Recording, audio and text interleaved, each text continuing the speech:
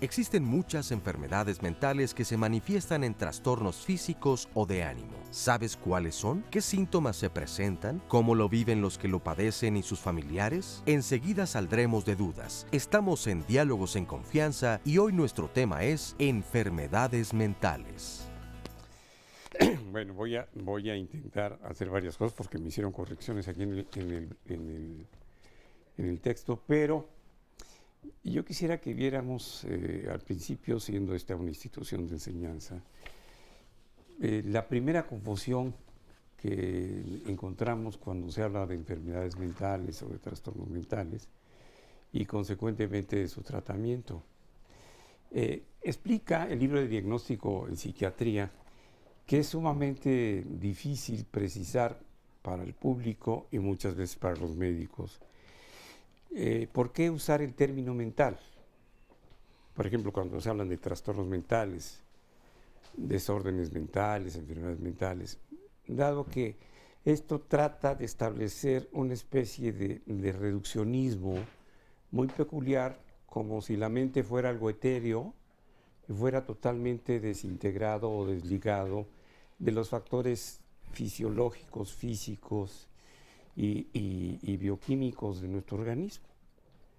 Cuando todo es una interrelación y es lo primero que se nos enseña muchos años antes de estudiar psiquiatría, que el ser humano es una unidad biológica, psicológica y social, cosa que repetimos como periquitos todo el tiempo, pero es necesario precisarlo, porque en realidad cuando hablamos de un trastorno mental, no nos estamos refiriendo a algo etéreo, algo que ande por el aire, o que nos haya metido en la cabezota Televisa o algo. No, hay muchas cosas que son relacionadas evidentemente con trastornos que se dan en la formación del embrión y que se constituyen después en una falla de alguna forma de comportamiento que origina, cuando crecemos, desórdenes de la forma de ser, de pensar o de actuar, o a veces incluso acompañadas de trastornos físicos muy severos y que tienen un origen genético. Entonces no le podemos llamar enfermedad mental y explicar todo esto, pero pues no hay otro término. Cuando, por ejemplo, algunas enfermedades físicas bien conocidas causan también un desorden en la actividad mental y una disfunción, pero tenemos que llamar así. No podemos detenernos a estar explicando que hay un origen así, bla, bla, bla, bla. No se puede. Y también cuando esto es el resultado del abuso de algunas sustancias, el exceso de algunas actividades, en fin, muchas otras circunstancias que hacen de la definición de enfermedad mental algo complicado. Pero simplemente se refiere a desórdenes que alteran el comportamiento normal. Y la mayor parte de las veces los psiquiatras somos médicos de gente sana que se siente mal, nomás tiene malestar. Vamos a ver cuando hay complicaciones más severas, a qué le podemos llamar así, cómo se trata y cuáles son los métodos modernos para acceder al paciente de una manera más cómoda, más práctica y evidentemente más funcional. Están con nosotros el día de hoy compañeros del Hospital Psiquiátrico Fray Bernardino Álvarez, que es el hospital psiquiátrico para agudos del país, y está Gabriela Garza Contreras, ella es psiquiatra, jefa del servicio del Hospital Parcial del Hospital Psiquiátrico Nacional Fray Bernardino Álvarez de la Secretaría de Salud. Está Micaram Fuentes, él es psicólogo adscrito al servicio después lo que corrigieron, del Hospital Parcial del Hospital Psiquiátrico Fray Bernardino Álvarez. Está Javier Aedo Andrade, psicólogo adscrito al Hospital Psiquiátrico, al Hospital Parcial, doctor. Parcial del Hospital Psiquiátrico Fray Bernardino Álvarez. Adriana Centeno Aguayo, psiquiatra adscrita al servicio de hospital psiquiátrico, el hospital parcial del Hospital Psiquiátrico Fernández. También puede enloquecer una cosa de estas tan enredada y perdón, ya iba a decir una majadería. Y Norita, ¿quién nos presentas? Doctor, buenos días a todos, bienvenidos. Tenemos a la doctora Elizabeth Jiménez Monroy, psiquiatra adscrita al Hospital Parcial del Hospital Psiquiátrico Fray Bernardino Álvarez. Y les mencionamos que tenemos esta transmisión en vivo, es http://www.canal11live.tv /internacional, y tenemos testimonios, doctor. Los va a volver locos ahora sí, por favor, Nora, con tanta letrita, mejor que la pongan ahí en la pantalla. También aparece en pantalla, doctor, ¿Sí? claro, Bueno. Y aquí también se las ponemos en las redes sociales. Vamos a ver un testimonio, ¿le parece? Con y mucho regresamos. gusto, sí, claro que sí. Mi enfermedad se llama trastorno bipolar. La mía es una de las más comunes, de las cuales mucha gente no se da cuenta que la padece. La gente desconoce que tenemos una enfermedad mental. Él ya no vivía con nosotros, pero nos visitaba frecuentemente y pues yo lo empecé a ver demasiado activo, a querer hacer muchas cosas a la vez, empezar una cosa, dejarla incompleta, hacer otra y hablar de muchos proyectos muy grandes. Pero pues nosotros, ignorantes en todo, pues no sabíamos y ya no dormía, casi no comía. ¿Por qué bipolar? Porque son dos polos, positivo y negativo. En el polo positivo uno tiene demasiada energía, que es positivo, y en el polo negativo uno cae en la depresión. Entonces por eso se llama trastorno bipolar. Yo lo padecí a los 25 años y se me desencadenó por demasiada energía, demasiada euforia. Fue mi familia quien se percató. Mi etapa maníaca era muy fuerte, muy fuerte. Yo llevaba casi 15 días sin poder dormir, 2 semanas, y nada más quería andar para arriba, para abajo. Hablaba de muchas cosas que ya no eran normales para nosotros y pues se salía, continuamente se salía, iba y venía. Entonces optamos pues por llevarlo con doctores, pero médicos generales, no sabíamos nosotros. Incluso en una institución del IMSS nos dijeron que pues era una sobredosis, que él había tomado unas pastillas, ¿no? Pues no recuerdo el nombre, pero ahí lo tuvieron internado una semana. Ya por ahí en el hospital, a los 7 días, a los 10 días aproximadamente, por ahí dice un doctor, es que él tiene un trastorno, tiene una enfermedad mental, necesita hospitalización psiquiátrica. Entonces en ese entonces hacen lo posible por internarme en un hospital psiquiátrico. Nomás nos dijeron que era una enfermedad psiquiátrica, que tenía que tener atención y que era enfermedad mental, que ya no se iba a componer, que ya no se cura, solamente se controla. Lo más difícil, no poder socializarme bien con las demás personas. Casi no tengo amigos, muy pocos. En esta enfermedad el apoyo de la familia es muy primordial. Cuando estoy en etapa depresiva, se te olvidan los sueños. Porque pues al final de cuentas yo soy la que me hago cargo de él, siempre me he hecho cargo de él. Antes pues invariablemente contaba con su papá ya no está y pues hasta la propia familia poco a poco se va alejando de uno. Las terapias me están ayudando mucho porque pues asimila uno muchas cosas, uno también la ayudan a liberarse de estrés, de angustias, de muchas cosas y pues también aprender a darles valor a ellos, apoyarlos más de lo que uno a veces puede. Aquí nada más faltó agregar y obviamente pues no es evidentemente responsabilidad ni de la mamá ni del paciente, sino calificar o clasificar, que también es muy difícil en psiquiatría y que para el público casi no tiene importancia, el tipo de trastorno bipolar que este muchacho presenta. A ver si hay oportunidad para que vean que hay también otro tipo de trastorno bipolar, otros tipos que deben ser conocidos cuando se trata de informar correctamente al público. Pero vamos a ver, la primera pregunta sería para nuestros especialistas, ¿qué es la enfermedad mental? Pues la enfermedad mental, como usted lo decía correctamente en un principio, es una alteración que se da. La mente tiene un sustrato y es el cerebro. Como usted dice, no hay nada mágico, no hay nada flotando. Viene una serie de cosas que se alteran, áreas del cerebro específicas, ya sea por genética, ya sea por una alteración al nacimiento, hablamos de una hipoxia neonatal, falta de oxígeno al nacer, el consumo de sustancias, enfermedades como la epilepsia, todo aquello que altera el cerebro y determinadas zonas nos va a dar una enfermedad mental. ¿Y qué es una enfermedad mental? ¿La televisión también, doctora? También la televisión, doctor, determinados canales específicamente. Sí, claro. Entonces, aquí hablaríamos de que se alteran áreas del cerebro que nos van a dar como síntomas o como signos alteraciones en la conducta. Generalmente esperamos en las enfermedades ver como un tumor, como una mancha, como un sangrado, y en las enfermedades mentales vemos alteraciones en la conducta.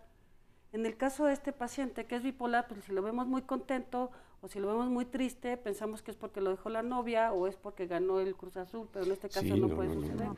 Yo no sabía que era Cruz Azul hasta que yo pensaba que era del PAN. Bueno, está ahora en la competencia. No, sí, claro, pero no. Entonces, las enfermedades mentales son eso, alteraciones de la conducta ocasionadas por una alteración en el cerebro por causas diversas. Muy bien. Que de hecho podríamos agregar no solamente la parte genética, la causa de nacimiento, sino alteraciones a nivel bioquímico. Esto es, sustancias del mismo cerebro que se alteran, alteraciones en las conducciones eléctricas que también están dentro de esta parte del cerebro. Y eso da una alteración también en la conducta, en el afecto, en el comportamiento de los pacientes, que muchas veces queremos darle una explicación racional, por decirlo de alguna forma, de las personas que lo ven, sin darnos cuenta que estamos tratando con síntomas específicos que nos pueden dar el diagnóstico de una enfermedad mental. Y no con causas, ¿no? Y no con causas. Hace muchos años yo entré, soy de la segunda generación del hospital. La primera entró el 19 de junio de 69. No, del 67. Sí, ya va a cumplir 45 años. Cumplió 47. Apenas el viernes. Sí. 47 años. Y pues obviamente había una clasificación para las enfermedades mentales o llamadas mentales muy sencilla, muy simplista. Y nos hablaban de enfermedades graves como la psicosis o de enfermedades que no eran tan graves como las neurosis y algunas otras formas de complicaciones de enfermedades físicas con repercusión sobre la conducta. Pero el día de hoy, ¿cuáles son las enfermedades que podemos considerar más frecuentes en psiquiatría y cómo se tratan? Por cierto, el término psiquiatría, por favor, cuando lo vean escrito, hay gente que piensa que puede escribir bien poniéndolo con S. Psikos en griego con S es ego y psi es alma. Entonces tiene que poner con P, por favor, aunque la P signifique muchas cosas para todos los que usan una P, en la frente o en otra parte. Y iatros es médico o salud. Entonces, el psiquiatra es el médico que se encarga de la salud mental de los sujetos. Del alma que luego fue trasladado a lo mental, ¿no? Así es.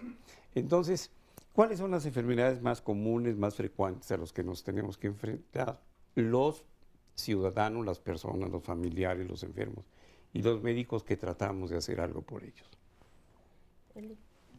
Sin duda alguna, yo creo que de los padecimientos más frecuentes tienen que ver con, cada vez va más a la alza los trastornos depresivos y los trastornos ansiosos, ¿no?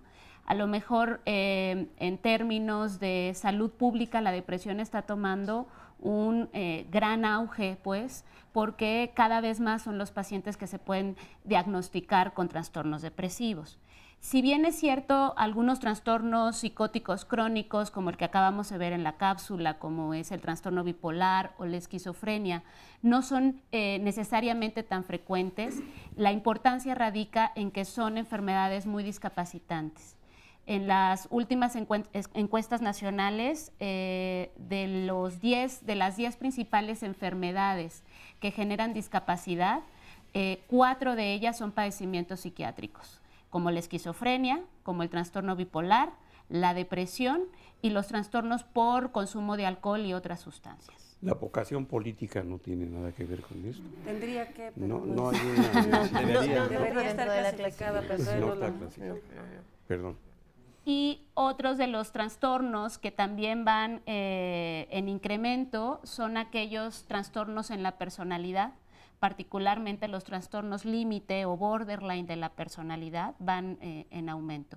Pero yo diría que de los trastornos más frecuentes, los trastornos depresivos y los trastornos ansiosos, y otros psicóticos como esquizofrenia, y trastornos bipolares, por el alto impacto que tienen en términos de discapacidad. Doctor, nos preguntan aquí en Facebook, Arashi Álvarez, doctora, dice, ¿qué diferencia hay entre una enfermedad mental y un trastorno mental? ¿Es lo mismo?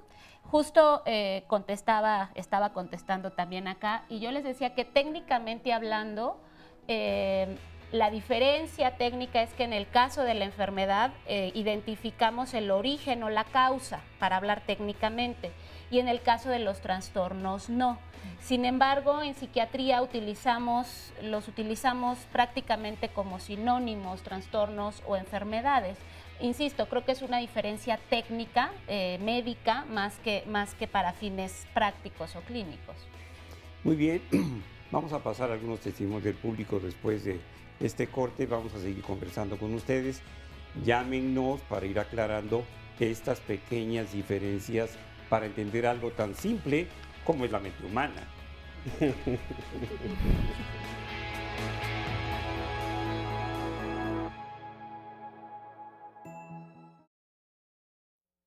Ahí van a mi casa. Yo todo el día me la paso en coche. Muy bien. Pero muy a gusto, doctor. Primero que nada, bueno, pues como se hace en cualquier otra área de la medicina, las enfermedades mentales tienen que cubrir con una serie de signos y de síntomas que se ven en el paciente y que nos hacen pensar en un padecimiento mental o un padecimiento psiquiátrico. Sin embargo, una pequeña particularidad que tenemos comparadas con cualquier otro padecimiento de otras áreas de la medicina tiene que ver con el hecho de que nuestros auxiliares de diagnóstico, llámese de laboratorio o gabinete, son pocos. Básicamente nuestro ejercicio es un ejercicio de tipo clínico, como se hacía en inicios de la medicina, es básicamente clínico. Actualmente tenemos una serie de clasificaciones que se le llaman clasificaciones internacionales para diagnosticar los padecimientos mentales. Y en estos tenemos clasificaciones como la que emite la Organización Mundial de la Salud, que es la CIE-10, o de la clasificación norteamericana, que actualmente es el DSM-5, entre otras. Entonces, básicamente es bajo la evaluación clínica de signos y de síntomas que nos presenta un paciente. Eso es como se hace el diagnóstico de las enfermedades mentales. Una de las grandes particularidades que tienen los padecimientos mentales es que al hablar de la mente y lo conceptualizamos como un constructo abstracto, como una cuestión, muchas veces yo lo comento incluso de broma, como una nubecita, como un algo extra que no radica en el cuerpo, o sea, lo vivimos como ajeno de la corporalidad y realmente pues no es así. La mente radica en el cerebro, por si lo ubicásemos en una zona específica, en algún órgano específico es el cerebro, pero el cerebro que se encarga de las funciones mentales específicamente. Los pensamientos, la conducta, los afectos o las emociones, la sensopercepción, entre otras funciones mentales. Entonces diríamos que aquellos signos y síntomas que se presenten en estas funciones mentales, estaríamos hablando de enfermedades de tipo mental.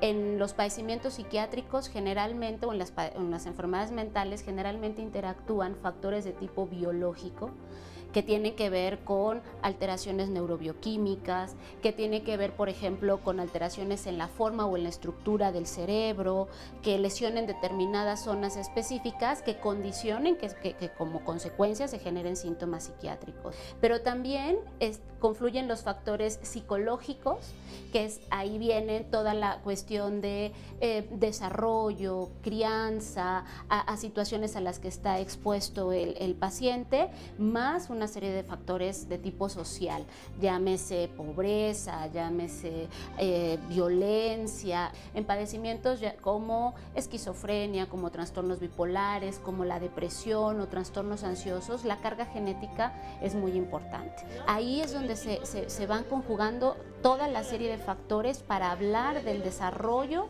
de un padecimiento mental.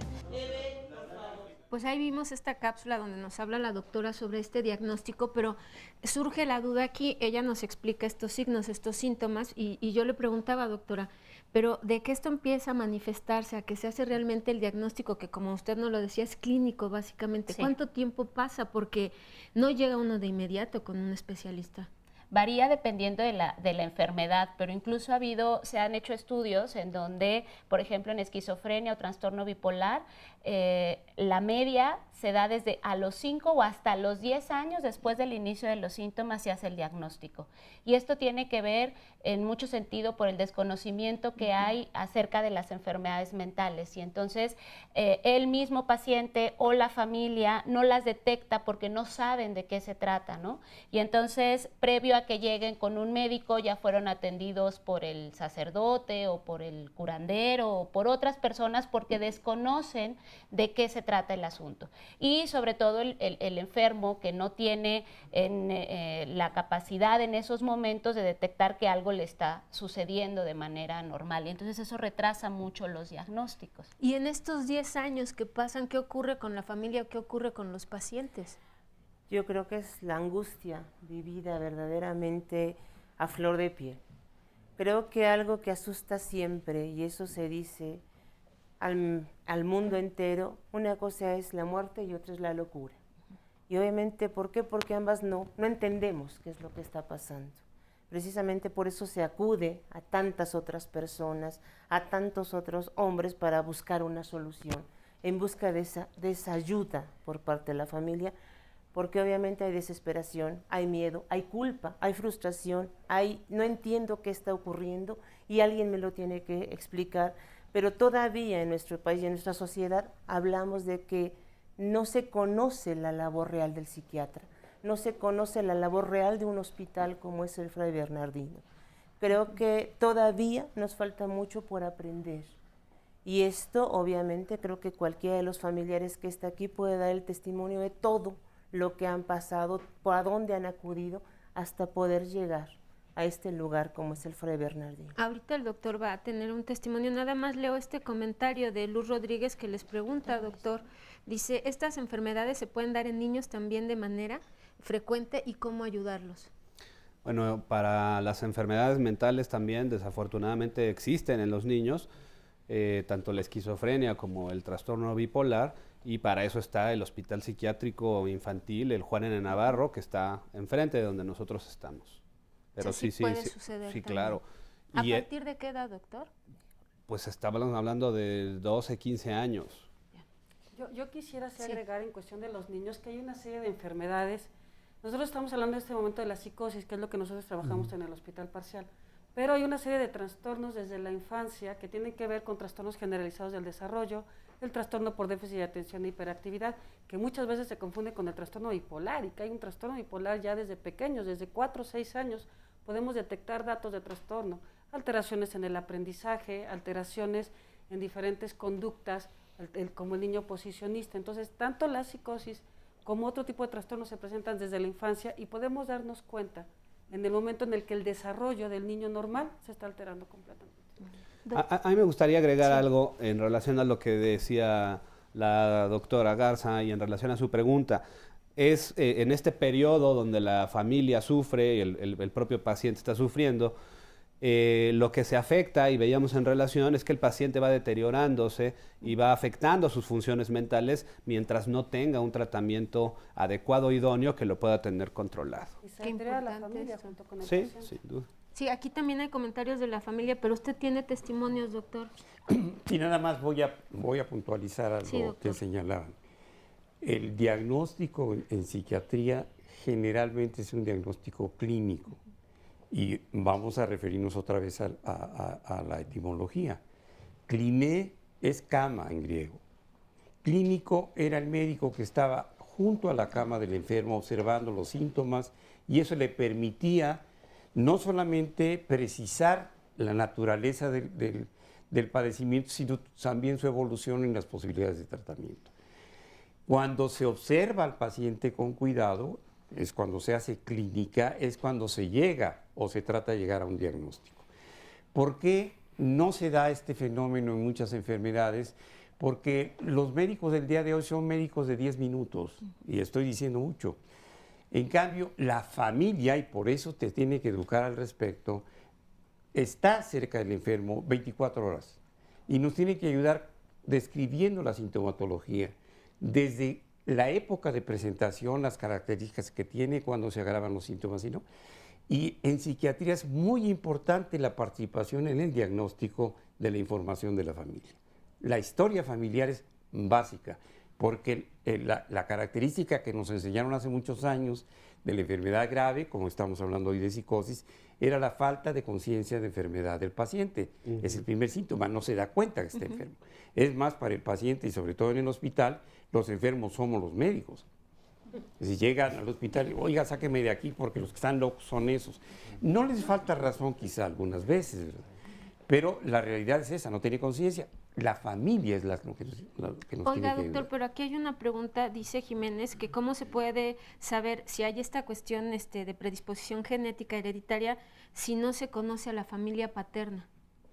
Bueno, no se conoce a la familia paterna, pero eso es verdaderamente muy raro, a menos que haya sido un acostón en la oscuridad y debajo del primer farol apagado que había. O una adopción, doctor. Pero ¿no puede pues hay ser? una, una adopción, también. sí.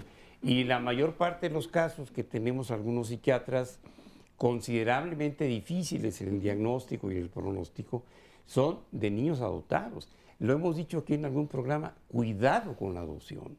Tiene que ser hecha bajo circunstancias muy peculiares, muy vigiladas, porque puede causar la disfunción de una familia que de buena voluntad adoptó a un menor. Ya veremos esto después. Pero vamos a ver, en su caso, ¿cuánto tiempo se llevaron para el diagnóstico? Porque me comentaba usted que fue diagnosticado primero de una manera y ahora ya está diagnosticado de otra. Sí, el inicio de mi enfermedad comenzó a los 23 años. Yo me perdí en Xochimilco, anduve vagando como 3 días sin comer y sin dormir. Perdón, esto de haberse perdido en Xochimilco, se lo voy a preguntar con cierto sarcasmo, pero conozco a muchos muchachos que van a ver a La Llorona en Xochimilco, se pierden porque se ponen hasta atrás. Sí. Usted no había tomado absolutamente nada. No, nada. Bien, pues es necesario si es Xochimilco. Sí, ¿qué más pasó? Y entonces, bueno, eso fue a consecuencia de que con mi novia, tuvimos el rompimiento. Entonces, pues a mí me dio... ¿Tuvimos Kimosabi o ella rompió la relación? No, yo fui el que rompió la relación. ¿Usted fue el que rompió la relación? Exacto. Oiga, ¿cómo se le hace? Porque de veras es difícil eso, ¿eh? No, yo fui el que rompió la relación. Nada, se necesitan, pero sí, mucho valor. ¿Y por qué rompió la relación con ella? Porque yo me imaginé, yo viajé a Cancún, íbamos a vivir en Cancún con mi hermana la mayor, y resulta de que el negocio que perdimos allá no resultó.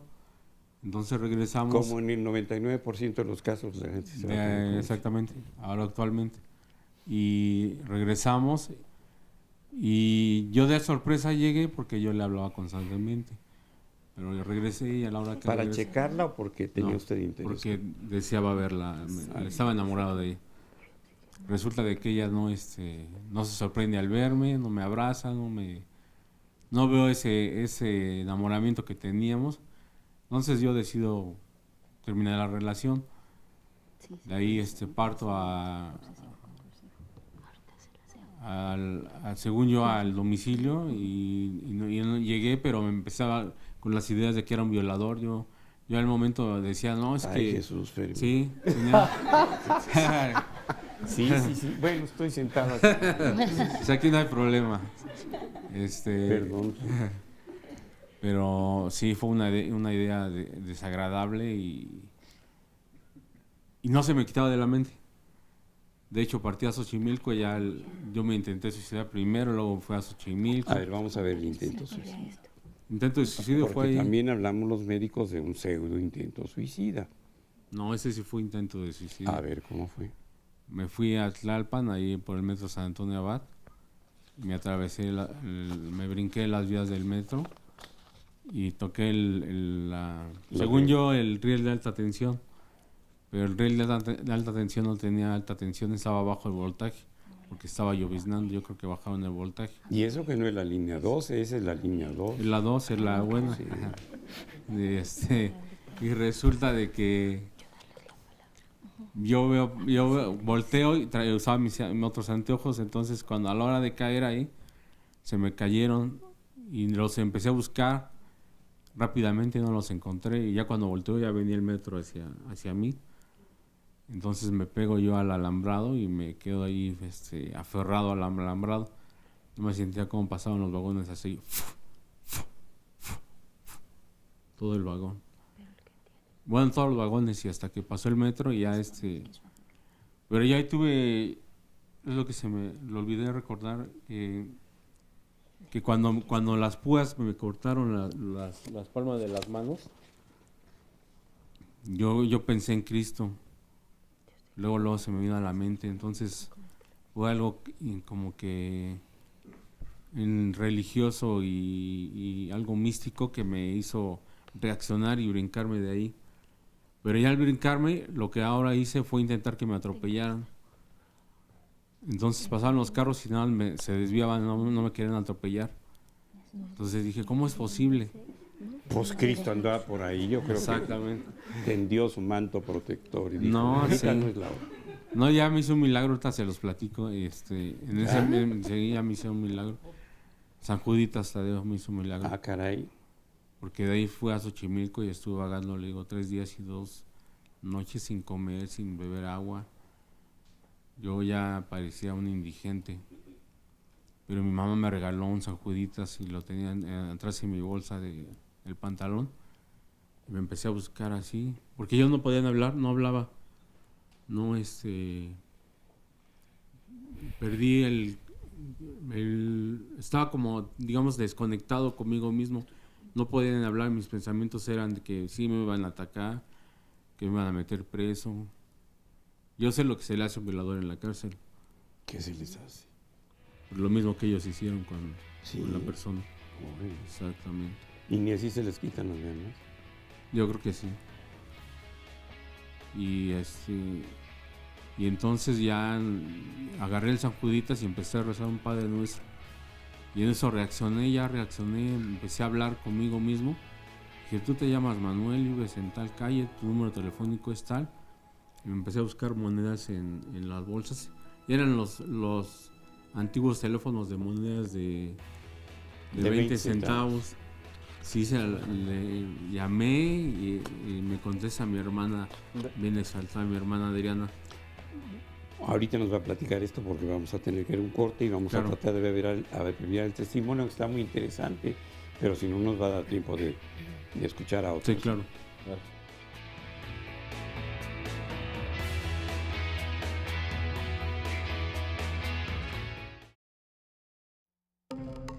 En Hospital de Día es un programa que nosotros lo tenemos de 8 de la mañana a 2:30, 3 de la tarde. Son 3 días los que tienen que vivir los pacientes acá. Es un modelo que surge en todo el mundo. Creo yo que con más auge en los años 80 y que se da a la par de poder llevar a los pacientes nuevamente a introducirlos a la comunidad, regresen a su campo social, al lado de la familia, poder tener un nivel mejor de funcionamiento a nivel social. La idea parte de que las enfermedades mentales son enfermedades crónicas, requieren de un control farmacológico y terapéutico. Esta cronicidad pues dificulta que los pacientes funcionen. Entonces son pacientes que dejan la escuela, que dejan la convivencia con la familia, con la pareja, con los amigos, no trabajan, no son productivos y que va a la par del deterioro que genera la enfermedad. nosotros como psiquiatras habíamos hecho muchas cosas por los pacientes, ¿no? Habíamos involucrado terapias, técnicas, terapias ocupacionales, trabajos, los habíamos motivado de diferentes maneras, incluso cuando surge el apoyo con los medicamentos en la década de los 70, que es el auge mayor de ellos, pues nosotros pensamos que íbamos a rescatar a los pacientes, y es por eso que viene esta parte de reintroducirlos a la comunidad.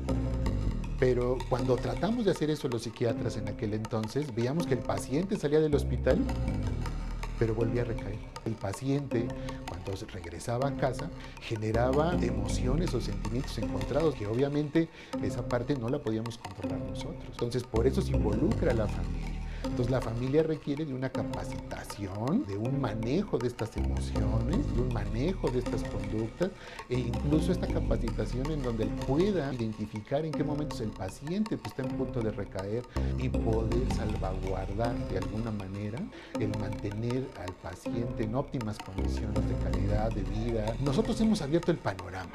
Nosotros decimos que aceptamos a todos los pacientes que hayan tenido el antecedente de una enfermedad mental que haya cursado con psicosis, ¿no? Pérdida o ese contacto con la realidad. Algo que tenemos que medir acá también es de que los pacientes no estén ya muy deteriorados. Porque en este caso, pues bueno, aunque yo trate de, con todo el equipo multidisciplinario que tenemos acá, de albergar y salvaguardar algunas capacidades de los pacientes, obviamente en un paciente con capacidades ya muy deterioradas sería muy difícil lograr este avance. A ver, Manuel, entonces pasa todo este episodio, vamos a tratar de concretar, y usted es llevado a atención psiquiátrica casi de inmediato, o se tardan para decidir si lo hospitalizaban o si lo atendían. No, se tardaron un tiempo para llevarme. Ya me llevaron cuando de repente estaba yo en casa, pero no podía, no me sentía bien, no me sentía a gusto. Sentía mucho enojo, recuerdo. Y estando solo con mi mamá, a mi mamá le agarré el brazo y se lo doblé. Y le dije que le dije muchas groserías, no la golpeé, pero sí le lastimé el brazo porque le hice como una llave. Y le dije, no, tú me la vas a pagar toda, y varias cosas, ¿no? Que estaban fuera de la lógica. Y de ahí me agarraron y me llevaron al Seguro Social, pero también no me agarraron, como dicen, así bien tranquilo, ¿no? Me tuvieron que amarrar. Claro. Me tuvieron que amarrar muchas veces para llevarme al hospital. Y ya me llevaron y estuve en el seguro. Ese fue el primer internamiento. Y ahí sí me tuvieron en un cuarto aislado, porque yo era demasiado agresivo. Le golpeaba a la puerta, insultaba todo lo que se movía, tenía ideas incoherentes, o sea, no... Decía que yo... Es lo que he descubierto ahora, que soy melógamo. Melómano es el amante de la música. No, ¿cómo se llama? Y megalómano es el que Megalómano. tiene sentimientos de superioridad. Uh-huh. Y megalómano es el término, y Megalé quiere decir en griego quiere decir grande. Las tarántulas se llaman migale o megalé también en el sureste, por eso. Sí. Y resulta de que, pues ahí me empezaron las ideas de que decía yo que era Dios. Y ese fue en ese internamiento. Después me llevaron al psiquiátrico y al Fray Bernardino. En ese momento, ¿cuál fue el diagnóstico? No recuerdo el diagnóstico del seguro.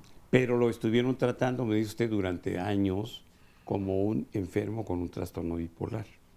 No, el primer diagnóstico que me dieron en el Fray Bernardino fue de trastorno.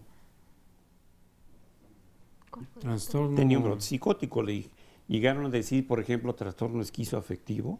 No. Bueno, no recuerdo el ¿cuándo término. lo diagnosticaron como bipolar?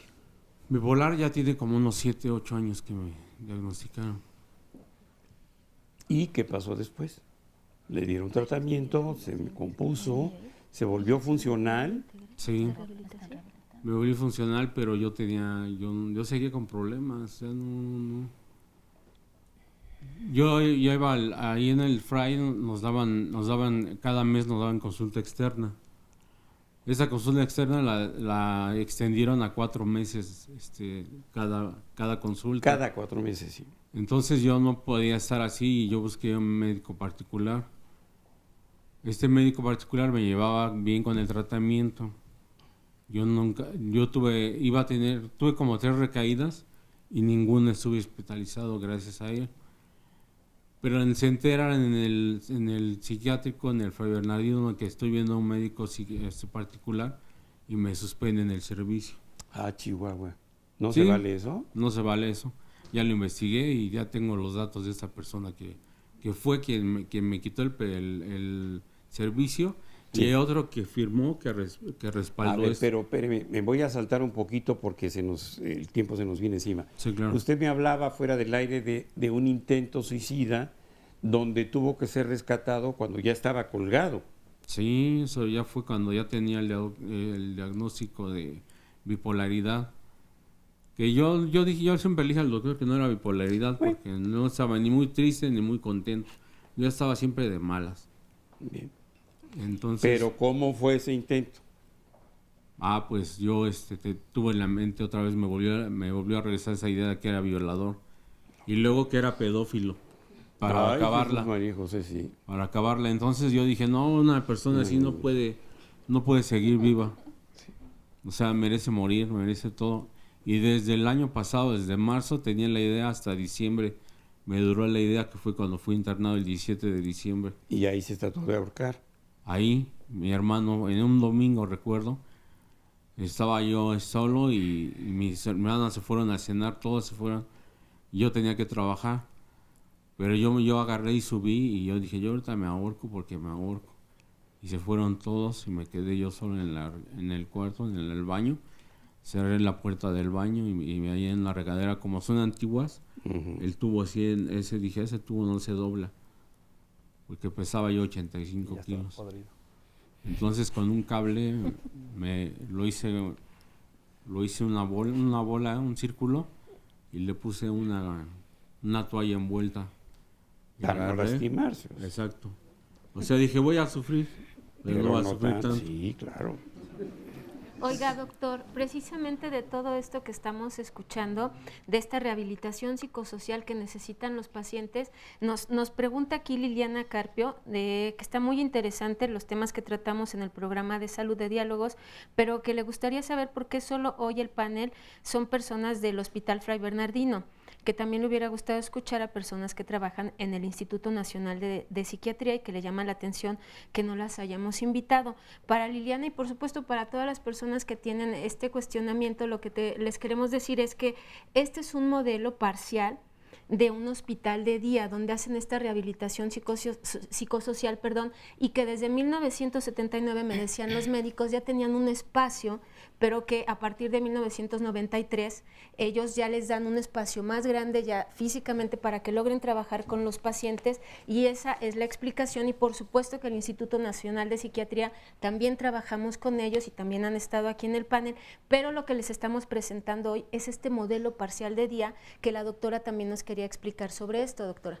Nada más una última pregunta para el paciente. ¿Usted es legionario de Cristo? Legionario no, así decir, legionario no.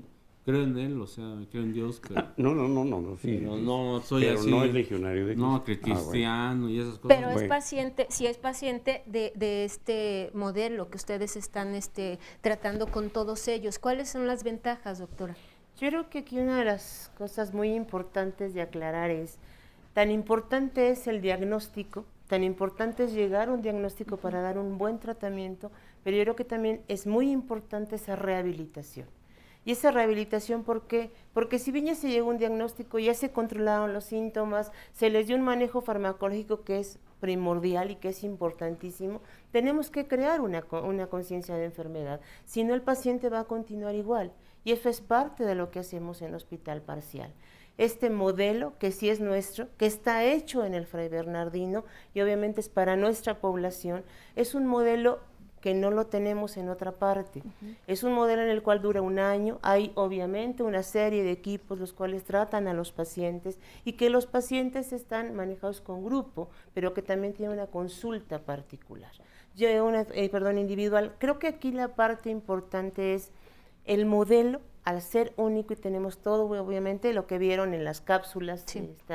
en las aulas donde estamos, es donde estamos dando las actividades, pero también somos, obviamente, nosotros. Parte, Mayra está con nosotros, que también es psicóloga de aquí del servicio, y personas que se quedaron en el servicio ahorita trabajando, forman parte de esto. Es un grupo muy grande para, obviamente, este tipo de modelo. Y hablo de modelo terapéutico, de modelo de servicio, porque abarcamos la parte farmacológica, la parte clínica, la parte terapéutica, la parte de grupo. Y obviamente esto va todo junto. ¿Y la rehabilitación es para Es eso, siempre? ¿Pero es precisamente. para siempre o tienen No, un tiene una tiempo? duración de un año, ¿no? Es decir, nosotros nos planteamos que en ese año de trabajo que vamos a incluir no nada más a lo que bien dice la doctora, sino al paciente, sino también incluimos y trabajamos de manera directa con los familiares. En ese año vamos a buscar lograr lo que es la conciencia de enfermedad en el paciente y por consiguiente el apego terapéutico. Con esto nosotros pretendemos evitar o espaciar lo más que se pueda las recaídas, las hospitalizaciones y que se vaya agravando, digamos, o complicando el cuadro del paciente, ¿no? Otra de las importancias de este modelo que nosotros, los que estamos aquí, creemos en que es uno de los modelos del futuro de la psiquiatría, cada vez se reducen más los tiempos de hospitalización y demás, es en el trabajar de manera conjunta, tanto como médicos, psicólogos, psiquiatras, obviamente el paciente, y también involucrar al familiar. Involucrando a todos los medios, digamos, a las personas que conformamos la sociedad, vamos a tratar de quitar tantos mitos, estigmas, y todo esto vamos a hacerlo en beneficio del paciente y también de la familia, que también está muy afectada por esta enfermedad. Yo quería mencionar que esto de la rehabilitación psicosocial no es un plus o no es un detalle que puedan ofrecer, es una obligación. Dentro de la norma oficial 025, que es la norma que rige el funcionamiento de los hospitales psiquiátricos, se habla de que todo hospital tiene que tener un servicio de rehabilitación psicosocial.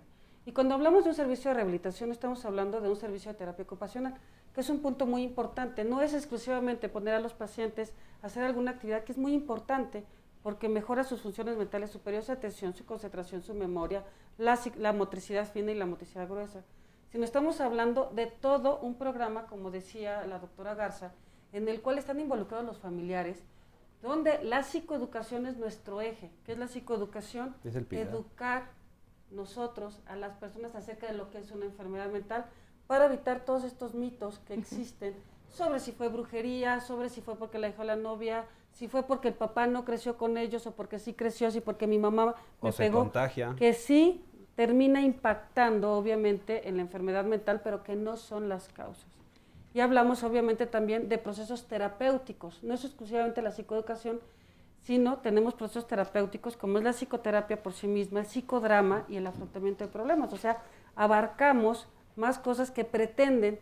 Preguntas tú, ¿esto es la rehabilitación? ¿Es para siempre? Pues debería ser para siempre. Lo que hacemos nosotros es generar un pivote para que ellos en casa le den continuidad al trabajo, ¿no? Tenemos más preguntas, pero vamos a ir a un testimonio, doctor, y regresando le damos la palabra porque están preguntando si cualquier persona puede llegar directamente con ustedes o primero tienen que ir a un hospital que se haga este diagnóstico clínico y luego ya son canalizados con ustedes. Vamos a ver este testimonio y regresamos para contestarles.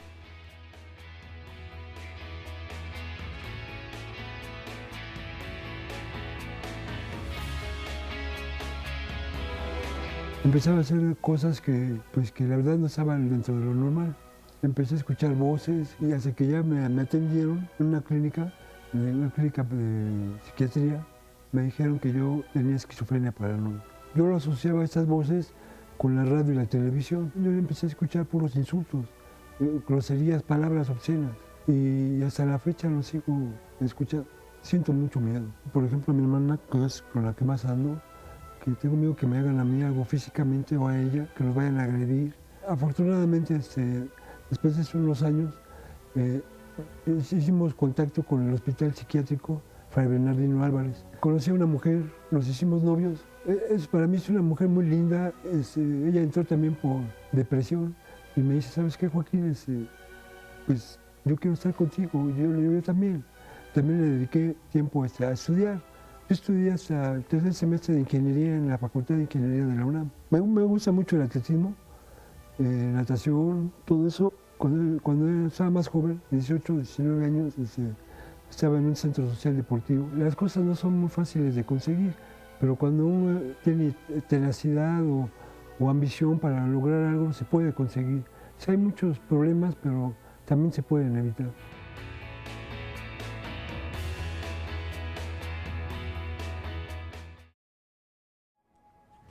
Seguimos con ustedes y le quiero anunciar el tema del día de mañana.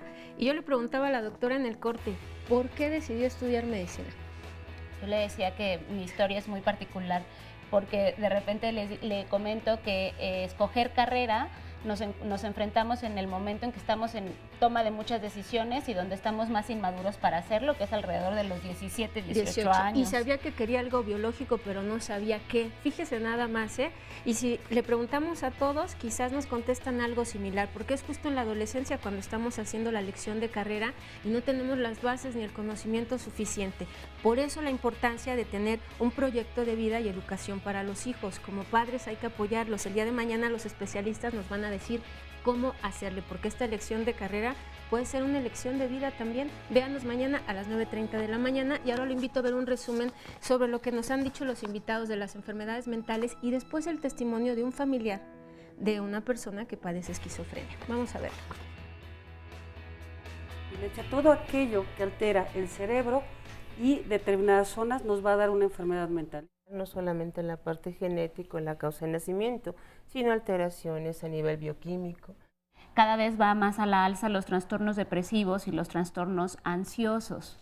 También van en incremento, son aquellos trastornos en la personalidad, particularmente los trastornos límite o borderline de la personalidad. En esquizofrenia o trastorno bipolar, la media se da desde a los 5 o hasta los 10 años después del inicio de los síntomas se hace el diagnóstico.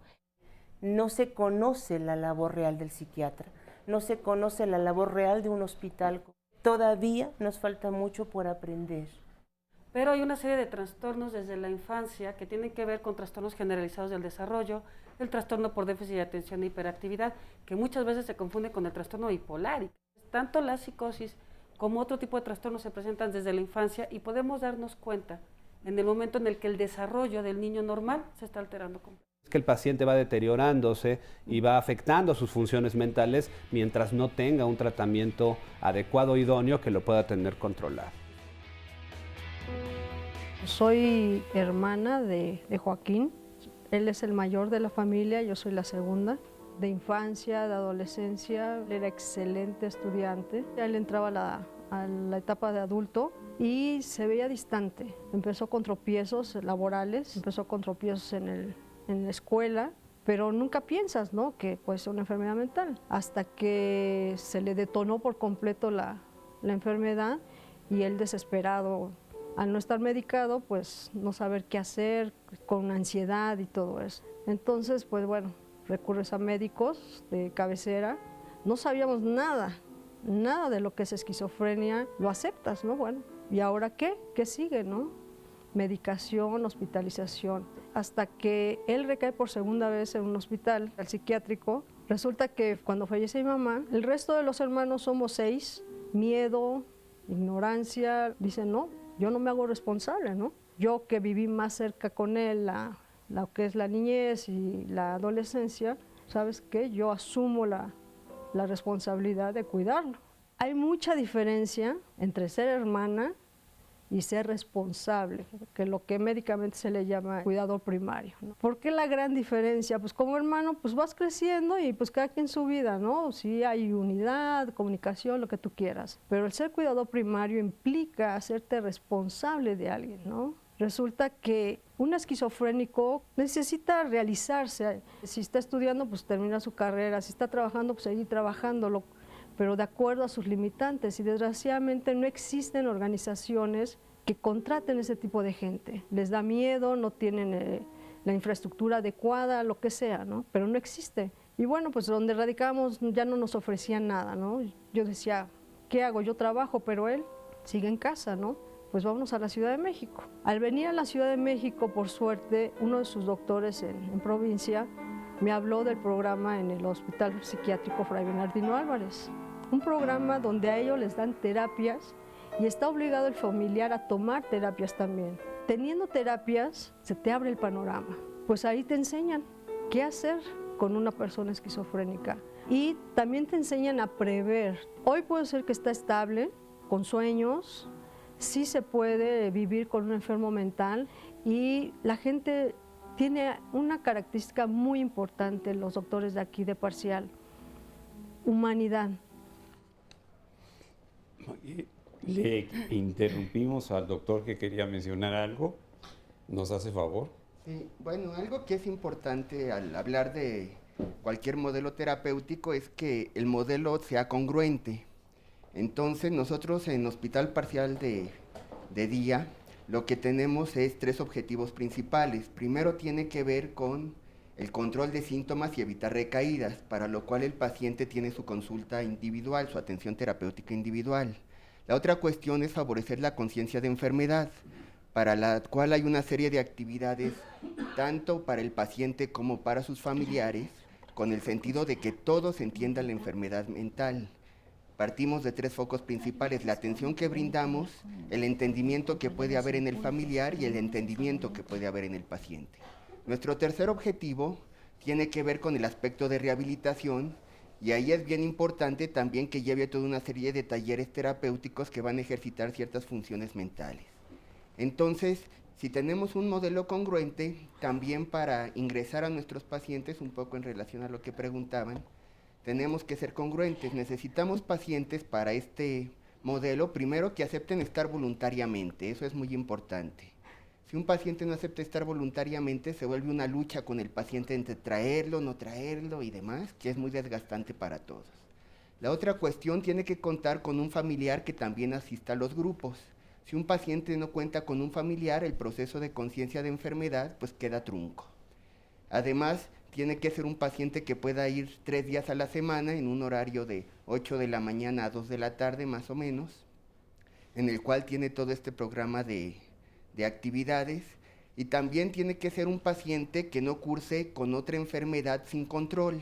Podríamos hablar de adicciones, de epilepsia o de alguna enfermedad metabólica que no esté siendo controlada, porque es algo que puede interferir en el tratamiento que estamos ofreciendo en nuestro servicio. Entonces esos serían básicamente los criterios. Yo solamente, perdón, agrego, el modelo de hospital parcial abarca tanto hospital de día como hospital de fin de semana.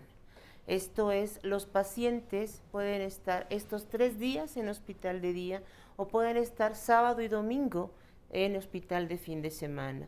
Obviamente con todas estas características que acaba de mencionar el psicólogo Amin, que obviamente incluye a la familia en un horario mayor, esto es cierto, pero obviamente las mismas actividades y los mismos objetivos. Bien, doctora. Dolores, este nombre no ha causado ningún problema en su vida. Dicen, sí, en la terapia sistémica familiar se fijan en los nombres. Sí. Y llamarse Socorro, llamarse Dolores, sí, llamarse Concepción. Entonces, como que les causa un cierto temor, ¿no? ¿No? No ha influido. ¿Y usted qué hace aquí?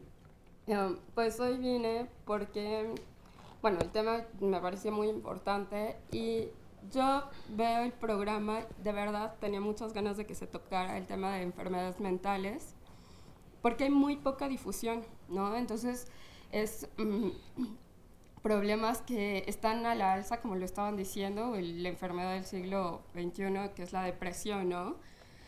Y ya era desde el siglo XX, mija, desde 1981 ya se consideraba que era la enfermedad más frecuente en la práctica clínica.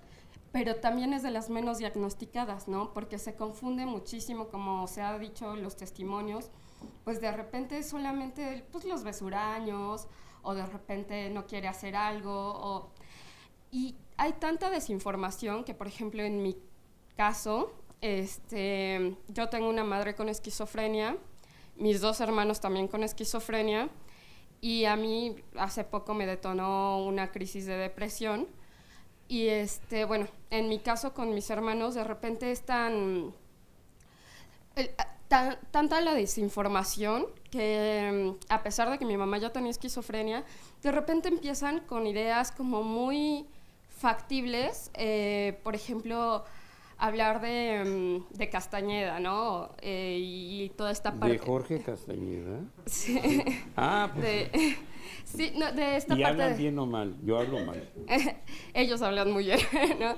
De esta parte de, no, bueno, los chakras, y todo empieza con... pero usted está refiriendo a otro Castañeda, ¿no? Yo digo al político. No. ¿Usted a qué Castañeda Carlos Castañeda.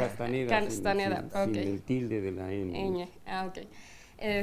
Y entonces de repente es muy común entre chavos empezar a hablar de esos temas, ¿no? Entonces se empiezan a juntar con ciertos grupos de la sociedad, como más hippies o como más abiertos a ciertas cosas, y se camuflajea totalmente, ¿no? Se camuflajea su enfermedad, empiezan a consumir droga, marihuana, y lo que estaban diciendo, primero los llevan con brujos, no sé qué.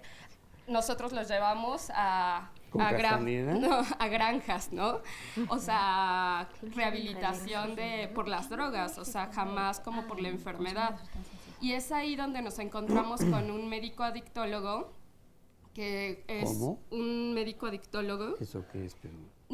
Él nos explicó que es un psiquiatra que después tuvo una especialidad en adicciones, porque pocas personas o pocos he estudiado que están muy ligadas, ¿no? Que no necesariamente es una...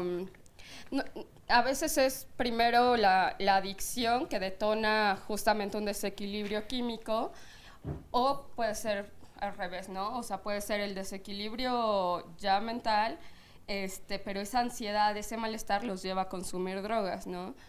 Y bueno, solamente hay 16 adictólogos en México para toda una población, ¿no? Para todo un país. De lo que estamos hablando es, claro que va a haber desinformación en la sociedad si ni siquiera hay recursos, tanto humanos como materiales, para poder atender esta situación, ¿no?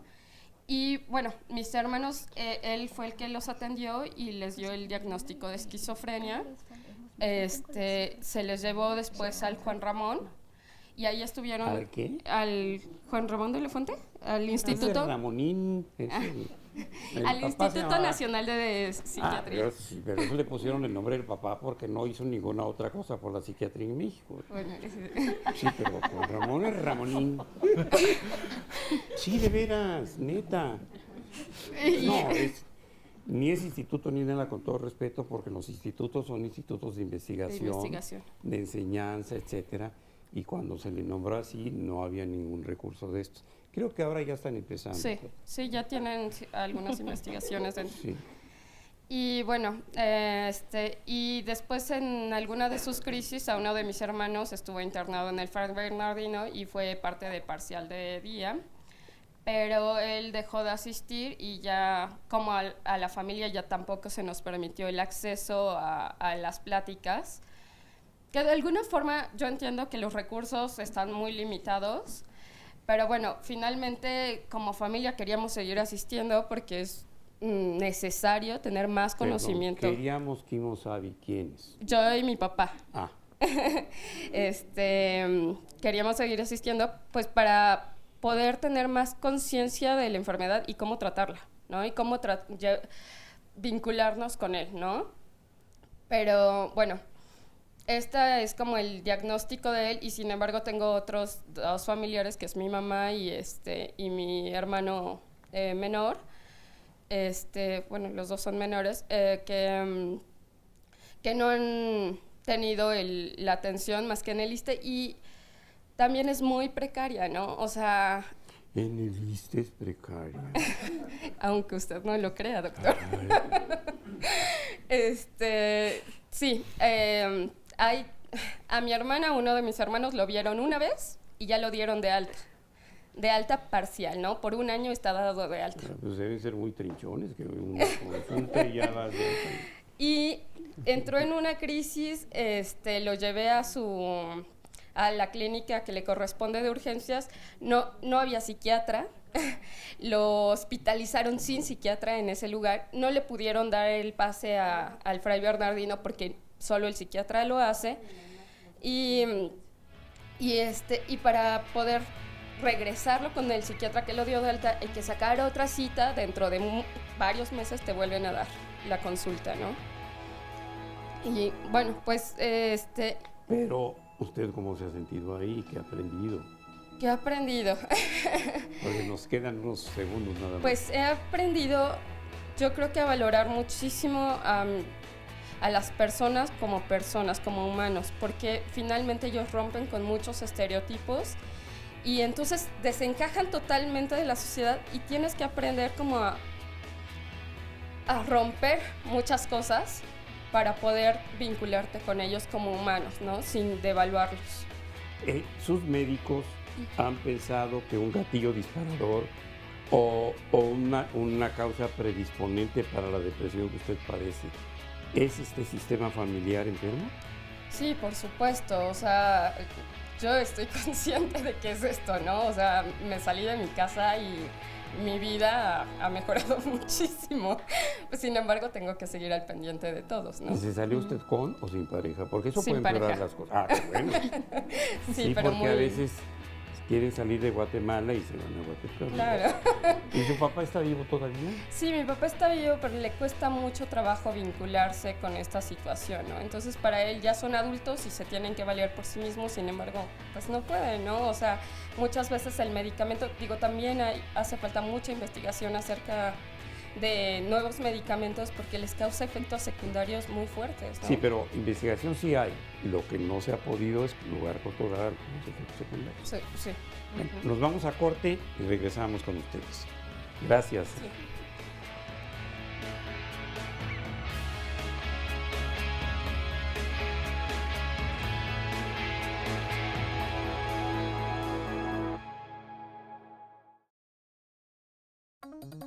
Nosotros tenemos varias actividades. Tengo actividades terapéuticas como es psicoterapia de grupo, afrontamiento de problemas, psicodrama y la parte psicoeducativa. Y las rehabilitatorias que son música, teatro, literario, expresión corporal, actividades físicas. La parte terapéutica es psicoeducativa, porque es donde yo le informo al paciente y al familiar lo que es la enfermedad mental. Si el paciente entiende y el familiar entiende y acepta lo que tiene, se realiza una conciencia. Porque no solamente sí, yo tengo una enfermedad mental, sino tengo una enfermedad mental y necesito un apoyo, una ayuda. Y esto es el medicamento, que es la base del tratamiento, y la parte terapéutica. Y la otra, que obviamente es que el familiar se una a este tratamiento. No podemos estar sin una. No podemos solamente tener las rehabilitatorias. No puedo tener rehabilitatorias y terapéuticas si no tengo una consulta individual y sin dejar a un lado la parte farmacológica. Todo, absolutamente todo el medicamento que manejamos tiene efectos secundarios. Y uno de los efectos secundarios que tenemos es los efectos extrapiramidales. Esta parte es esa rigidez, esta contractura que le causa al paciente. El paciente, al empezar a moverse, va a crear una mayor, obviamente, flexibilidad, pero también una condición física. El solo hecho de moverme implica ya una actividad física, que a veces se les olvida. La asamblea es un espacio donde hay comunicación, y una comunicación de parte de la jefatura hacia los pacientes y los familiares. Un paciente con enfermedad mental se aísla, se limita en cosas. El hecho de que lo haga en grupo, tenga una actividad en grupo, le permite esa socialización. Las funciones mentales superiores empiezan a funcionar nuevamente y el paciente puede tener una mayor capacidad de empatía. Nosotros tenemos un cronograma que se le da individualizado al paciente y esto es delimitándole o dándole algunas actividades que le dan al paciente ese ser humano, ese ser igual que todos nosotros. Es el que no porque tengas una enfermedad mental no puedes, al contrario, lo puedes hacer y puedes estar haciéndolo bien, algunos hasta mejor que muchos de nosotros. Pues aquí vemos otra cápsula de cómo funciona este centro parcial de día y ahorita con lo que comentaba Dolores lo queremos retomar con la doctora Garza, esta cuestión, si el paciente ya no está, doctora, ¿los familiares ya no pueden asistir? El programa marca que obviamente, valga la expresión, el importante, por decirlo de alguna manera, es el paciente, porque es el que tiene que mantener la parte de control. Pero nosotros, como bien decía el psicólogo Javier, esta parte importante de la familia tienen que estar obviamente una mancuerna. Al no haber uno, obviamente la otra parte es difícil que podamos lograr hacer algo. Tienen que ser ambas. Precisamente por eso es que no se puede solamente que sea el familiar. Muy bien. Les voy a leer ahora llamadas, doctora Elizabeth. No Sí, en claro. el modelo de hospital parcial, sin embargo, en el hospital, Sí en pueden otras acudir. áreas del hospital hay pláticas dirigidas a todos los familiares de pacientes, o sea, aquí como todo porque no solamente en hospital parcial son pláticas, o sea, va más allá de solo Sí, todo darle esto pláticas. es integral, ¿no? Sí, claro. Entonces Dolores sí puede acudir igual que otros familiares, le Así decimos es. al finalizar el programa cómo funciona. Así es. ¿Le Y parece? hay que recordar que el ingreso tanto del paciente como del familiar es de manera voluntaria, no se le obliga. Muy bien. Tengo llamadas, se las voy a leer porque ahorita la doctora Elizabeth nos va a decir cuáles son las dudas más frecuentes aquí en las redes sociales, pero las llamadas, gracias por comunicarse con nosotros, dice Ana María Soto. Quiero saber si se trata de un trastorno mental, me refiero a la bulimia. En este centro de día tengo una hija de 13 años que desde hace 3 semanas se provoca el vómito, incluso he encontrado debajo de su cama bolsas con vómito, lo niega y me comenta que esto pasa debido a que hace ejercicio. Ella quiere saber de qué manera puede convencer a su hija para que tome terapia, doctora Elizabeth. Realmente el hospital parcial de día no está destinado para este tipo de pacientes con trastornos de la alimentación.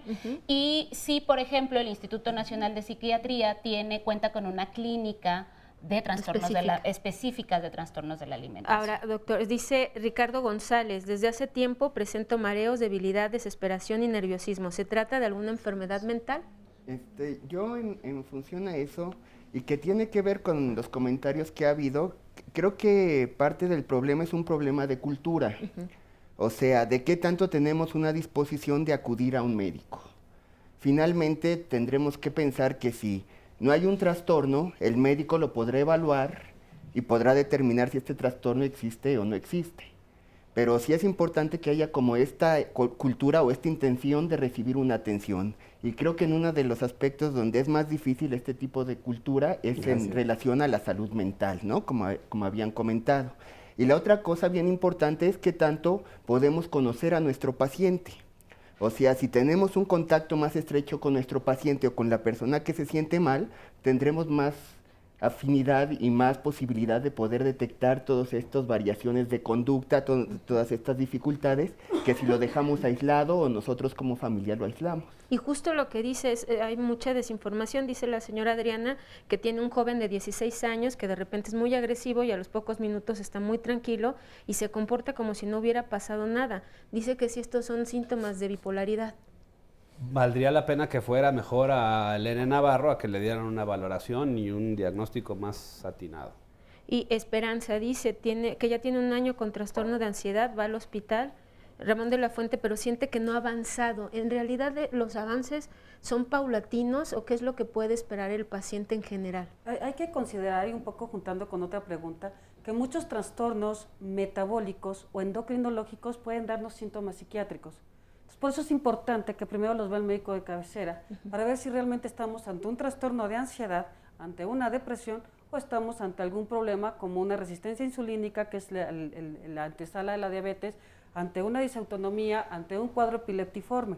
Entonces es bueno que vayan. Nosotros esperamos que el medicamento responda, y esto es algo muy importante, el medicamento no lo es todo, en ningún trastorno mental, en ninguno. Necesitamos un proceso terapéutico alterno.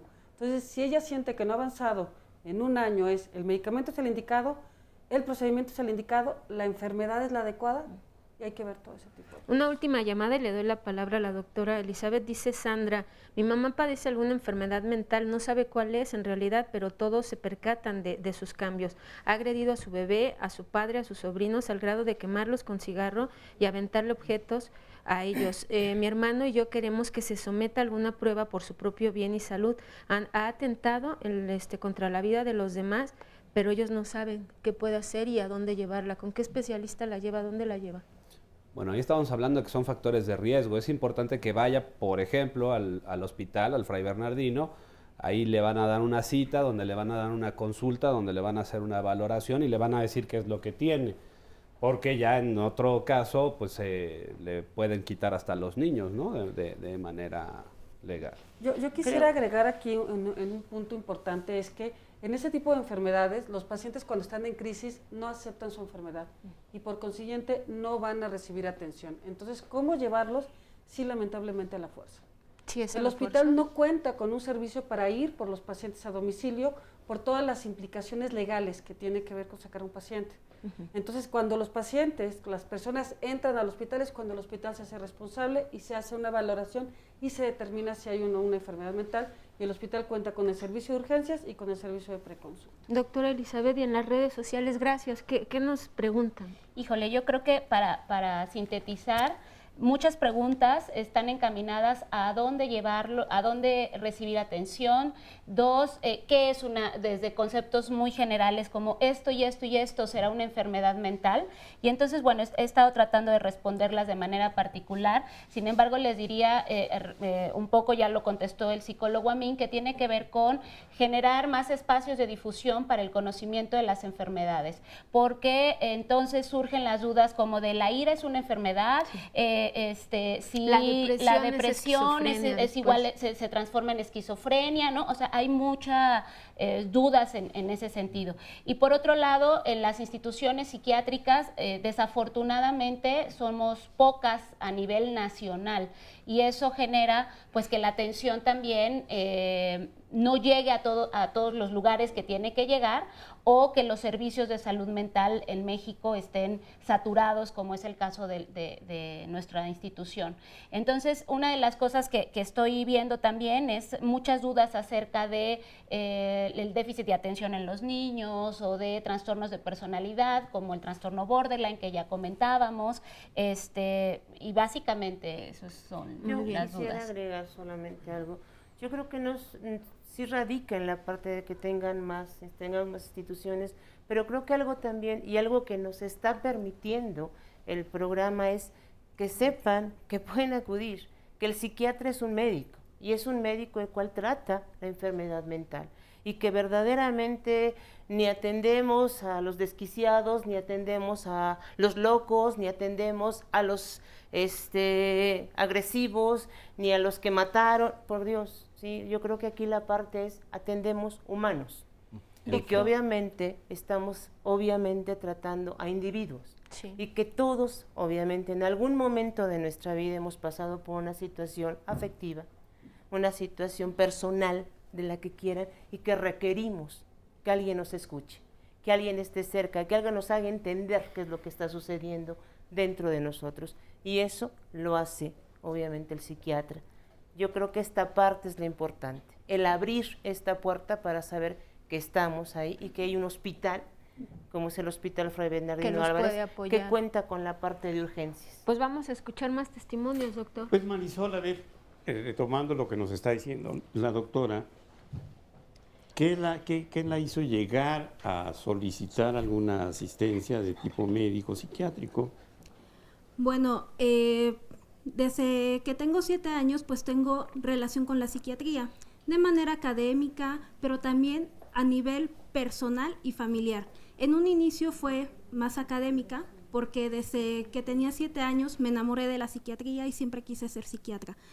Pero después, desgraciadamente, le tocó a uno de mis familiares padecer varias enfermedades psiquiátricas.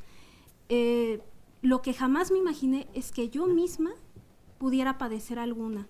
De hecho, siempre me interesó los trastornos de la conducta alimentaria y hasta la fecha no acabo de entender el por qué. Acabé teniendo un diagnóstico de bulimia nervosa purgativa. Aunque antes de eso, a la edad de los 15 años, empecé con conductas suicidas y caí en un episodio depresivo mayor muy fuerte y pues fui a dar al Instituto Nacional de Psiquiatría. Pude salir de ese estado, además de que también me diagnosticaron trastorno de ansiedad por crisis angustia. Afortunadamente ya no he tenido problemas en cuanto a eso, pero desde hace un año volví al Instituto Nacional de Psiquiatría por mi problema de conducta alimentaria. Entonces, pues ha sido sumamente difícil e incluso irónico para algunas personas porque, bueno, o sea, me preguntan, ¿por qué si tú conoces algo sobre los trastornos de la conducta alimentaria, ¿por qué caíste en eso? Y realmente sí es algo muy doloroso porque, de hecho, en estos momentos estoy siendo atendida ahí y es difícil porque me encuentro con muchas cosas. Para empezar, mi cuerpo ya no es el mismo de antes.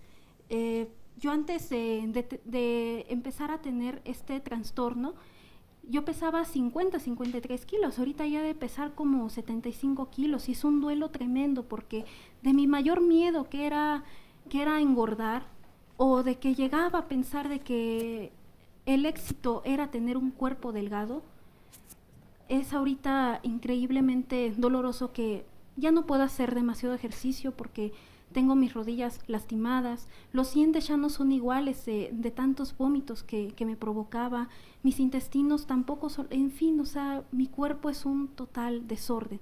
Pero yo creo que aquí hay que, y es lo que yo he hecho y he pensado, y también varias veces me intenté suicidar, pero hubo un hilo que me detuvo y es precisamente ese amor a la psiquiatría y pensar que todo este dolor que estaba sintiendo como familiar y también como paciente, al mismo tiempo, había que canalizarlo a algo, a un objetivo que pudiera servirle a otras personas, precisamente a pacientes psiquiátricos y a sus familiares, para que pudiera haber una mejoría en el tratamiento. ¿Ya ha conseguido ese objetivo?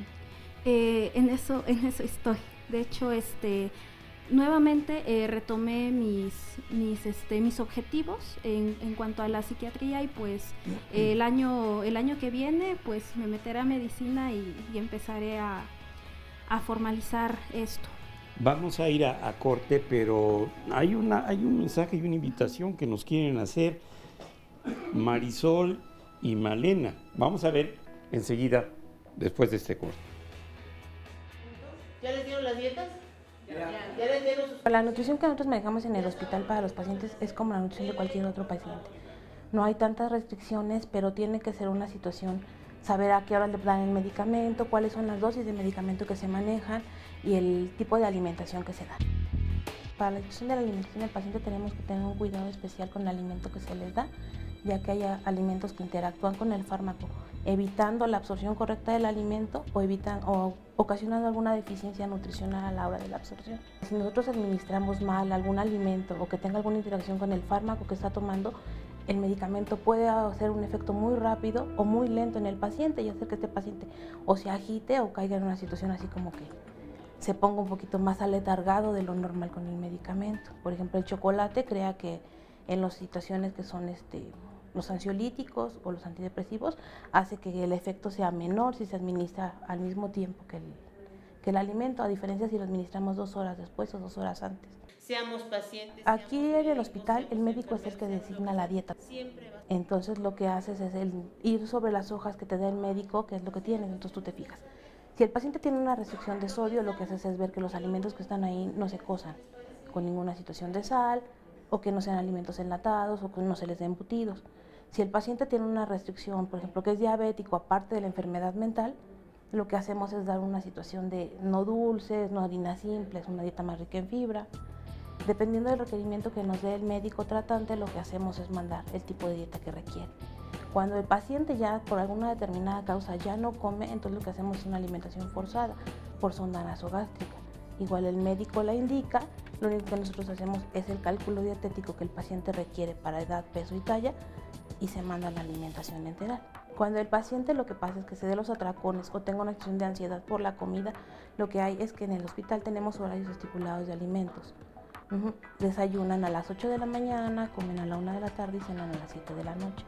Y vienen ya en charolitas, se les sirven charolitas para que sepan ellos más o menos el volumen que es lo que tienen que comer a su egreso hospitalario.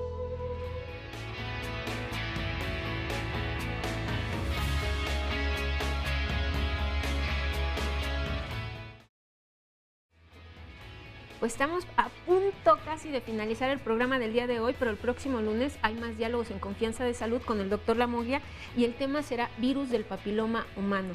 Por supuesto hablaremos de las vacunas, pero le vamos a presentar una nueva prueba diagnóstica que está investigada, doctor, por el Instituto Politécnico Nacional, así que no se lo pierda porque es muy barata, es confiable y se puede llevar de verdad a todos los rincones de esta República Mexicana, que eso es una de las ventajas que tiene. Por supuesto presentaremos el Papá Nicolau, la colposcopía y tendremos testimonios. Si usted quiere participar, lo esperamos el próximo lunes a las 9:30 de la mañana. Y ahora vamos a ver el último resumen. Nora, ¿vamos a regalar condones? ¿Vamos a regalar qué? ¿Condones? No los hemos conseguido, doctor, pero si los conseguimos, claro que sí, pues es parte de la prevención, muy importante. Pues claro, sí, y ahora los invito a ver, como les decía, el último resumen para ver qué nos han dicho los invitados sobre las enfermedades mentales.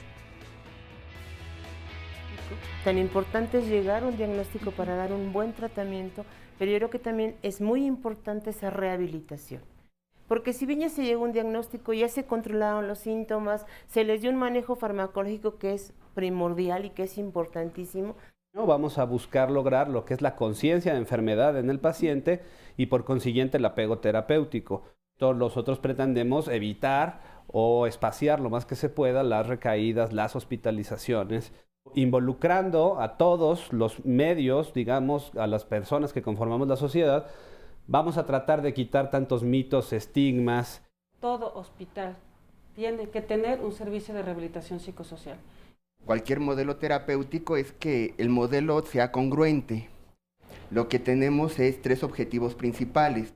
Primero tiene que ver con el control de síntomas y evitar recaídas. La otra cuestión es favorecer la conciencia de enfermedad.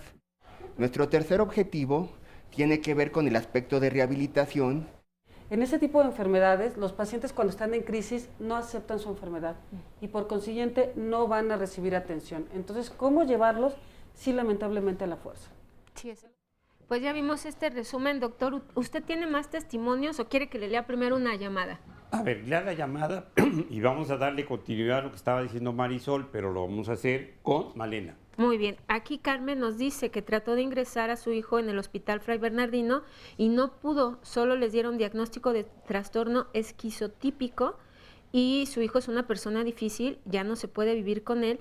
Primero pregunta qué significa este diagnóstico y la otra, ¿cómo puede hacer para que su hijo sea atendido? Porque ella tiene 76 años y ya no puede hacerse cargo de él, doctora.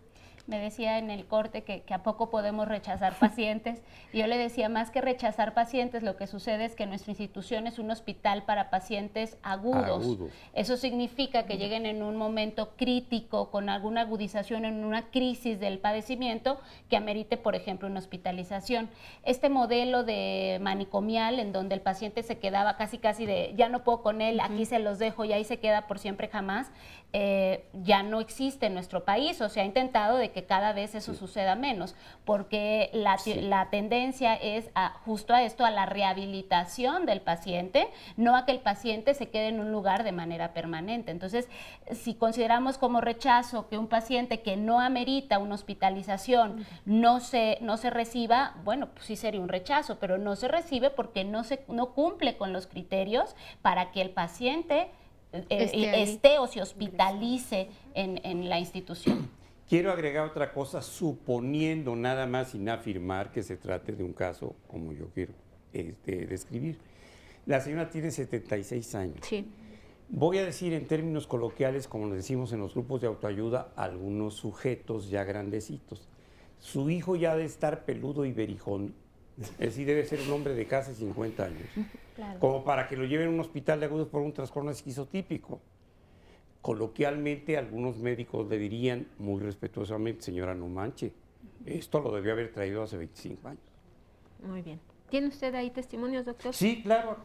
A ver, Valeria, porque estábamos en el proyecto de vida de Marisol que se quiere dedicar, así lo entendí, al servicio para otras personas que hayan tenido experiencias de esta naturaleza. Así es. Bueno, mi nombre es Magdalena y yo estoy aquí y llegué a Parcial por mi hermano. Él se llama Oscar. Yo soy la menor de 6 hermanos. Él es el tercero de los hermanos. De manera rápida les comento. En un inicio, en el 92, a él se le detona la enfermedad. Él siempre fue ¿Qué enfermedad? Esquizofrenia residual en aquel entonces. ¿Residual en ese entonces? Sí, porque ahorita, bueno, fue lo que le dijeron. Ahorita se lo cambiaron en 2010 a esquizofrenia paranoide. Entonces, pues yo tenía 12 años y viví algo terrible que fue 3 veces en un día se quiso suicidar. Pero él ya presentaba síntomas desde pequeño, era muy aislado, muy tímido, pero por la falta de conocimiento o el desconocimiento, pues nunca se le dio una atención adecuada. E incluso las señoras felicitaban a mi mamá porque le decían, su hijo es muy tranquilo y donde lo deje ahí se queda. Entonces, a mi mamá decían que yo era muy bueno. ¿Sí? ¿Por qué? Pues imagínense por qué, porque no le podían decir la otra palabra.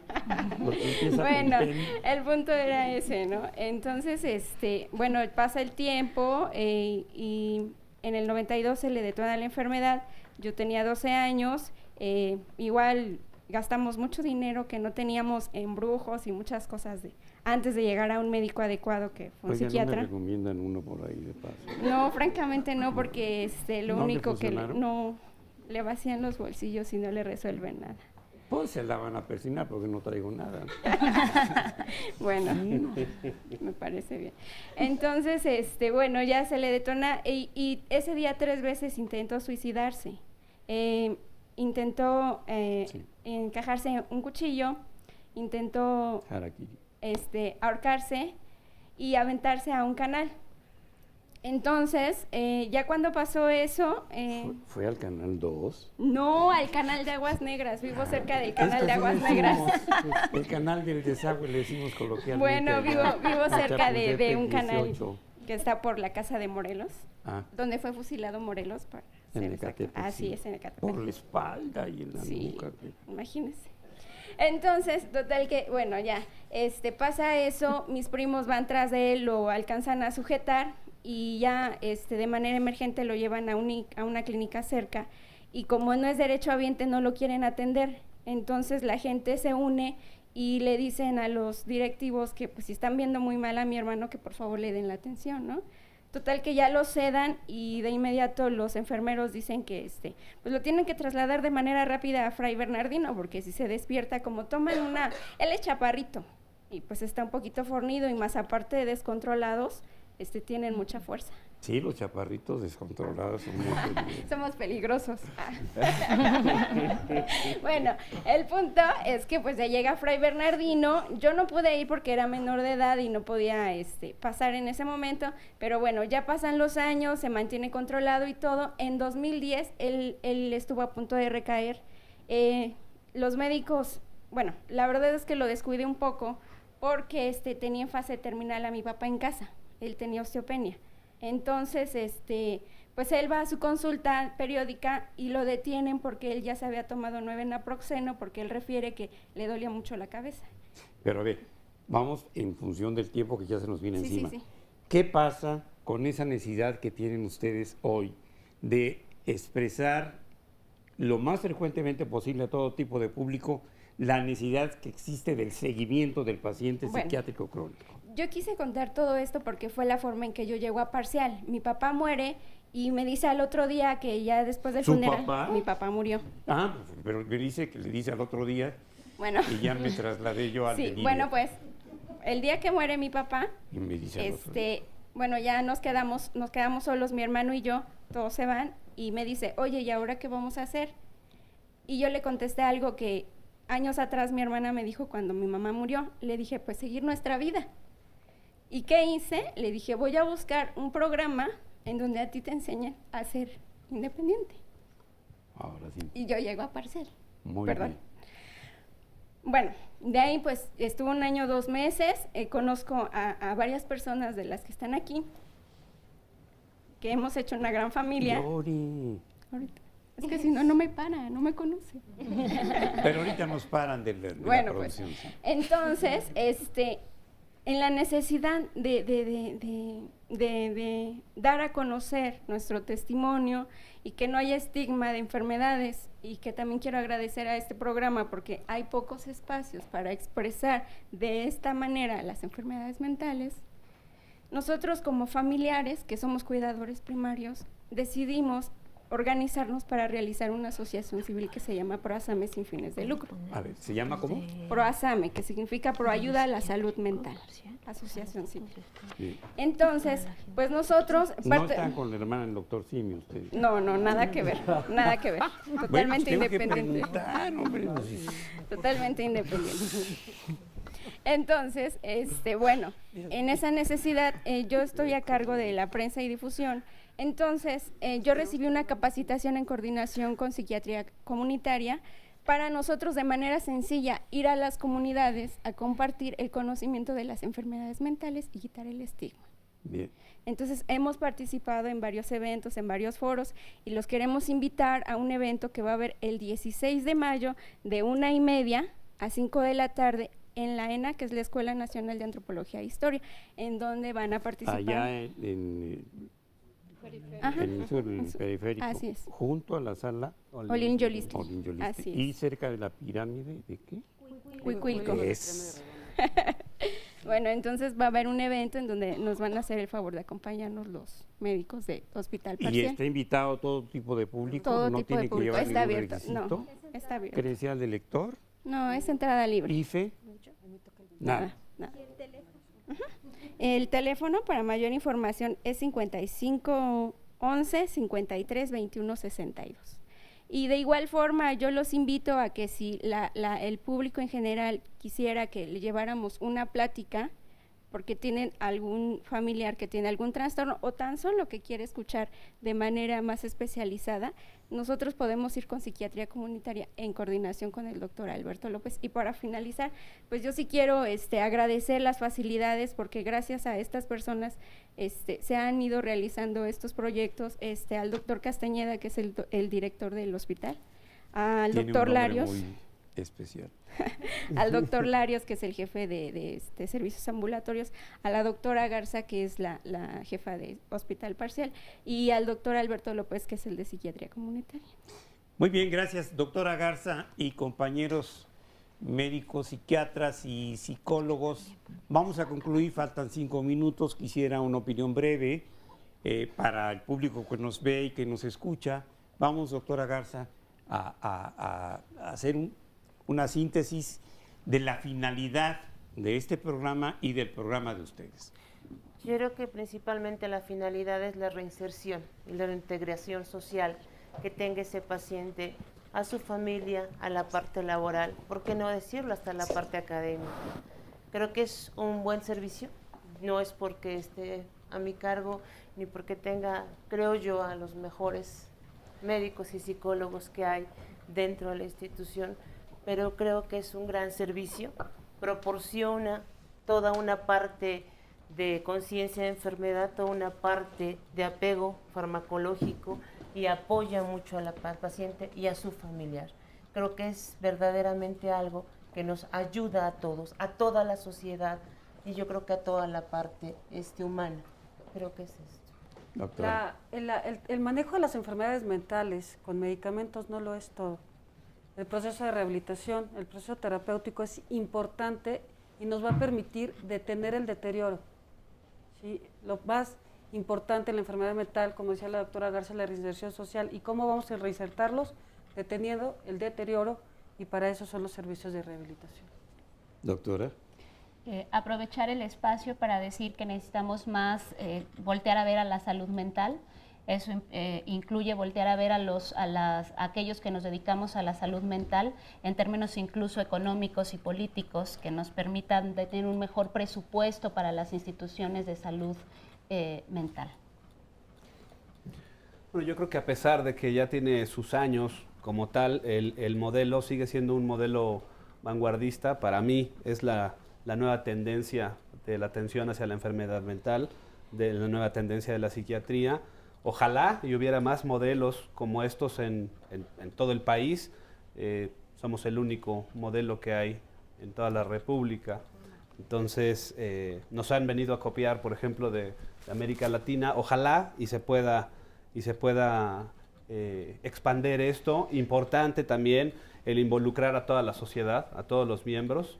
No es este modelo ya manicomial de aislar al enfermo mental y no voltearlo a ver, sino todos somos parte de la sociedad y sobre todo el tratamiento, por ejemplo, decía bien la doctora, los síntomas agudos de la esquizofrenia o de la bipolaridad, bueno, pues tenemos ahí los tratamientos, pero por ejemplo los síntomas negativos de la enfermedad no los tratamos con nada, para eso hay que entrarle nosotros con la rehabilitación, los talleres, ejercitar las funciones mentales. Yo quisiera nada más señalar que también es otro objetivo del servicio en cuanto a la difusión y que qué bueno que aquí en el público hay gente de Proasame, porque parte de lo que buscamos cuando damos un grupo psicoeducativo es que los mismos familiares y también los pacientes puedan ser difusores de la enfermedad, de la información que les damos sobre la enfermedad mental y la puedan dar a conocer. A veces ocurre con vecinos o con gente cercana y creo que eso va a ayudar mucho a que haya una mayor cultura en enfermedad mental en nuestro país. Durante muchos años, esto es un comentario que quiero que sea tomado en consideración en el contexto que lo quiero hacer. Durante muchos años, muchos mexicanos hemos tenido la necesidad de tener una continuidad al tratamiento de algún desorden, trastorno o enfermedad mental a través de lo que llamamos grupos de autoayuda. Los grupos de autoayuda en el mundo van a cumplir 77 años de fundados en los Estados Unidos. En México suplieron durante muchos años servicios que las instituciones del Estado en materia de salud pública no brindaron jamás. Esa sustitución permitió omisiones muy graves del Estado para la intención y la atención objetiva del enfermo mental, su cuidado y su seguimiento. Esto dio resultado en una buena parte, pero desafortunadamente en los últimos años han proliferado una multitud ya no de servicios de autoayuda, sino de verdaderos almacenes de enfermos crónicos con adicciones o con trastornos varios, que antes de pasar por un servicio psiquiátrico para un trastorno, son enchiquerados literalmente en estos lugares, explotados, manejados verdaderamente de manera injusta, con una discriminación brutal y con un gasto inmenso para la familia. Cuidado con esto, allá está el Hospital Psiquiátrico Nacional de Agudos, acudan primero a un diagnóstico y ahí serán derivados a donde sea necesario. Muchas gracias. Gracias.